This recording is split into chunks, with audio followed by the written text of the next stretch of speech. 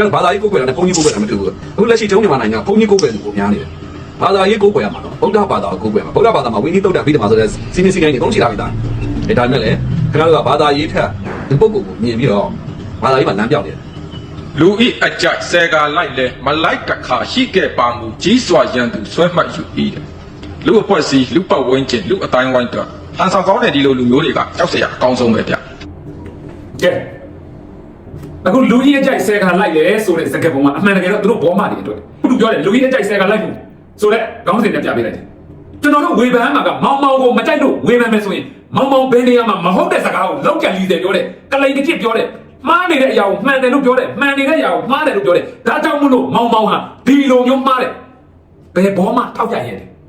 စိတ်ခေါ်တယ်ကိုမောင်စားစိတ်ခေါ်ပေးတယ်ဒါပေမဲ့မောင်မောင်ကဒီနေ့ထိကျွန်တော်တို့ပဲအချမ်းကိုကူးပြောင်းလာတာမဟုတ်ဘူးတော့သူကိုယ်တိုင်လိုက်တိုင်းမှာလည်းဒီနေ့ထိပြောတယ်သူဒီနေ့ချိန်ထိတော်လန်ရဲကိုသူလုံးဝအားမပေးပါလက်နက်ကလမ်းစဉ်သူလုံးဝအားမပေးပါသူတက်မတော်ကိုဒီနေ့ထိသူတက်မတော်ချစ်သူဖြစ်ပဲရက်တည်တာပါဒါပေမဲ့သူဒီစစ်ဘုံရုပ်တည်ရဲ့အကြိုက်တော့သူမပြောနိုင်ဘူးရှင်းရှင်းလေးဒုက္ခချ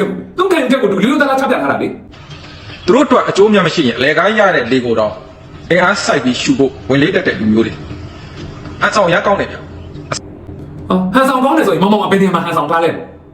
ဟုတ်တယ်မလားကျွန်တော်သိချင်တယ်ကျွန်တော်တို့သိချင်လို့ပါဒီလူတကယ်ဟန်ဆောင်တာလားဟာမောင်မောင်ဆိုတဲ့လူကတကယ်ဟန်ဆောင်နေတာလာ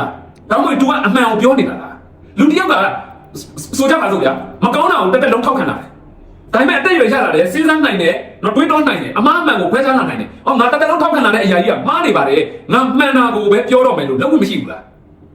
အဲ့ကျွန်တော်မေးချင်တာလားစကတော့အဘကောင်းကြောင်တက်ကောင်းကြောင်လေးပြောပြီးตายရပြီးမိမုန်းနေခဲ့တဲ့လူအခုအကျိုးမြတ်လည်းမရှိတဲ့အခါကျတော့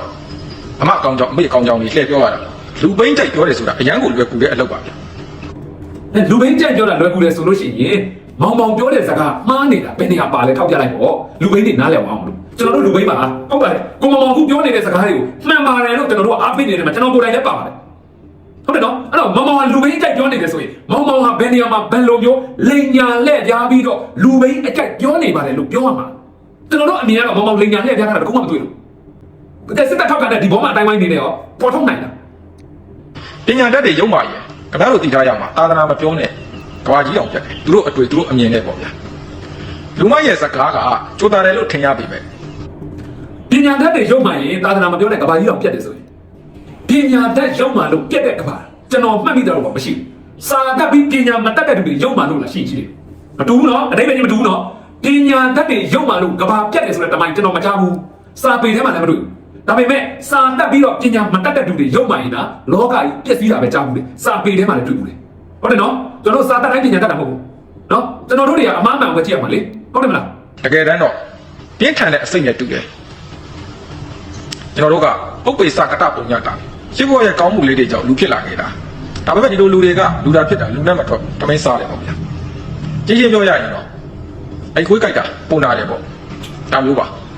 ရစ်ဆက်တယ်နော်ခွေးနေတာမှိုင်းပြတာကိုမမောင်နော်ဒါပေမဲ့မောင်မောင်ဘာပြောရလဲအခုဒီတယောက်ပြောလိုက်လို့နံပါတ်1မောင်မောင်တိတ်ခါကြောက်သွားမှာတိတ်ခါမဲ့သွားမှာတလုံးစစ်တပ်ဘာလို့ဟုတ်ပါတယ်လက်ခုပ်တီးတာတဲ့အချိန်မှာမောင်မောင်ကိုအားပေးတဲ့လူတန်းစားဆိုရှယ်မီဒီယာဖြစ်တဲ့အတွက်အကောင့်တန်းစားပေါ့အခုလက်ရှိအမှန်ကိုထွက်ပြောတဲ့အချိန်မှာမောင်မောင်အားပေးတဲ့အကောင့်တွေရဲ့လူတန်းစားခင်ဗျားတို့နှိုင်းရှင်ကြည့်ပါဘယ်ဟာကလူရဝင်တဲ့လူတွေလဲဘယ်ဟာကလူရမဝင်ဘူးလဲအရင်လည်းရည်စရာကောင်းတယ်ဗျာနော်ဘုရားဘာသာရေးဆိုတာဘုန်းကြီးကိုကိုးခဲ့တာပေါ့တန်ခါကိုကိုးခဲ့တာဘုရားရဲ့အဆုံးအမကိုလိုက်နိုင်ကျင့်သုံးပြီးတန်ခါကုံကိုကိုးကွယ်တာပုဂ္ဂိုလ်နဲ့တန်ခါကိုကွက်ကြကြကွက်ပြမြင်ဖို့လည်းလိုအပ်တယ်ဗျတုတ်တန်တဲ့အဘိဓမ္မာဆိုတာစီကံလို့ခင်ဗျားကိုဘယ်သူတင်ပေးလိုက်တယ်ဗျရန်တစ်ပါးမှာအကျဉ်းအပြည့်229ခုတော့တိတ်ခါပုတ်ဆိုတာရှိတယ်ပါရာဇိက4ပါးတန်ခါတိတ်73ပါးအမိယက2ပါးတေကိယ85ပါးလေတ္တကိပါစိတ်30တုတ်တပါစိတ်92ပါးပါရိတေတနိယတိတ်ခါပုတ်4ပါးအဓိကရဏသမထတိတ်ခါပုတ်9ပါးဒါတွေကရဟန်းတစ်ပါးအတွက်အကျဉ်းအပြည့်229ခုတော့တိတ်ခါပုတ်ပြီးဖြစ်တယ်ဗျတိုက်ခိုက်ခြင်းစိတ်နဲ့တစ်ဖက်သားကိုတိုက်ခိုက်ခြင်းစိတ်နဲ့ကိုတိတာကိုစွတ်ပြောတာအဲ့ဒါကလူကောင်းမဟုတ်ဘူးဗျအောက်တန်းစားဆန်တဲ့စိတ်ကခေါ်တယ်အခုကိုမောင်မောင်ပြောသွားတာတော့ဝိနည်းအပြီးတမှာနော်အဲ့ဒီတဲမှာဝိနည်းဆိုတာပါတယ်လေဝိနည်းနဲ့အညီကျင့်ပြန်နေထိုင်မှအကျင့်129တော့အကျယ်ဂရေ9000ဆိုတဲ့တန်ခါဝိနည်းကိုကိုက်ညီပါလေကိုမောင်မောင်ကခြုံပြောသွားတာလေသူဘာဝိကြီးရဲဆိုတာသမင်းစားတဲ့လူတိုင်းတည်တယ်လေဒါကြီးကိုဝိနည်းကိုဖယ်ပြီးတော့ဟုတ်လားတုတ်တန်တဲ့အပြီးတမှာကိုဒါဥပဒေကိုခင်ဗျားဘယ်လိုပြောရလဲဆိုတဲ့စကားနဲ့တိုက်ခိုက်တာဒါခင်ဗျားဗီဒီယိုဖိုင်အစမှာပြောခဲ့တယ်လို့ပဲလူပိန်းအကြိုက်နဲ့တိုက်ခိုက်တာဗျဘောင်မဝင်အဲ့ဒီတိုက်ခိုက်နေရနော် ဟုတ်တယ်နော်ကိုမြန်ပြောရစကားတခြားနားထောင်ကြည့်ပါတော့ဝီနီအပြီးဒီမှာတို့ပြောလာတယ်အဲ့မှာဝီနီဆိုတာပါပြီးသားလေ လွယ်တယ်လို့ခင်ဗျာထင်လားလွယ်တယ်လို့ထင်လားခင်ဗျားကလူရာပြောင်းတာအတိညာကခုချိန်ကြီးကိုမပြောင်းသေးပါလား တွေ့တယ်မလားစစ်တပ်ထောက်ခံတဲ့လူတွေအတိုင်းဝိုင်းကငါနဲ့မတူငါရန်တူပါရိုက်လို့မနိုင်နားဖက်ကြိုက်မယ်ဆိုတော့အောက်တန်းစားစိတ်ဓာတ်တွေသူတို့ပဲတန်တန်မှကိန်းအောင်နေပြီလားနော်တော့ကမမဟုတ်ကြည့်ပုံဝေးတိုက်ခိုက်စော်ကားလာပြောလို့မနိုင်ဘူးလေပြောလို့မနိုင်တော့ဘာဖြစ်လဲဟုတ်တယ်မလားကြည့်လားအဲ့လက်တွေ့ပဲကြည့်နော်ကြည့် တိညာလေးလည်းပြောင်းအောင်လုပ်ပါဗျာနော်တန်ခါနဲ့ဘုံကြီးဘာသာနဲ့ဘုံကြီးတန်ခါနဲ့ပုဂ္ဂိုလ်ဆိုတာခင်ဗျားကိုယ်တိုင်က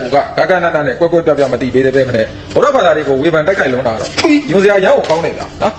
ဘာသာရေးတွေနဲ့ခင်ဗျား နင်ရဲ့ပုံညလင်းလာပါလေနင်ရုပ်နဲ့နင်ရဲ့စိတ်သက်နဲ့နင်ပုံနဲ့လိုက်ပါလေနော်နင်ကတော့နင်ဆရာကြီးပုံစံမျိုးနဲ့ဒါကိုမောင်မောင်စော်ထည့်လိုက်မယ်ဆိုပြောနေတကယ်စောက်ချက်ပွဲသွားတာဘယ်လိုလဲနော်လိုက်ပြကြည့်ပါအခုဒီရုပ်တာလိုက်ပြကြည့်မောင်မောင်နဲ့အခုဒီပြောနေတဲ့လူနဲ့ဘယ်သူတက်ခါကြလဲ